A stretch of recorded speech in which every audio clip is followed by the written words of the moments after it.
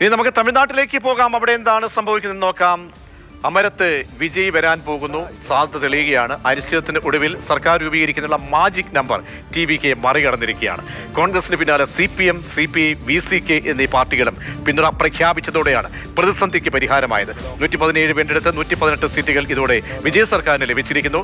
മന്ത്രിസഭയിൽ അംഗമാകാനില്ലെന്ന് CPM സംയുക്ത വാർത്താ സമ്മേളനത്തിൽ അറിയിക്കുകയും ചെയ്തു. അനൂപ് ദാസ് ചേരുന്നുണ്ട്. അനൂപ്, അങ്ങനെ പ്രതിസന്ധികൾ വിജയ്ക്ക് മുന്നിൽ വിട്ടുമാറുകയാണ്. ഈ മാന്ത്രിക സംഖ്യയുമായി ഗവർണറെ സമീപിക്കുന്നത് എപ്പോഴായിരിക്കും?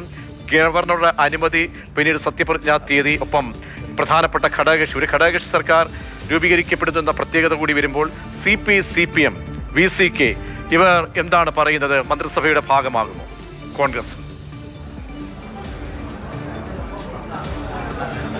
അല്പസമയത്തിനകം വിജയ് 118 പേരുടെ പിന്തുണാ കത്തുമായി ഗവർണറെ കാണും.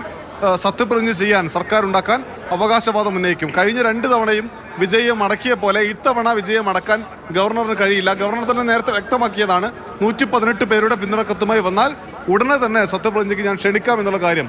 ഇപ്പോഴത്തെ ഘട്ടത്തിൽ ഉടനെ തന്നെ, ഒരുപക്ഷെ നാളെയോ മറ്റന്നാളോ സത്യപ്രതിജ്ഞ ചടങ്ങ് നടക്കാനുള്ള സാധ്യതയാണ്.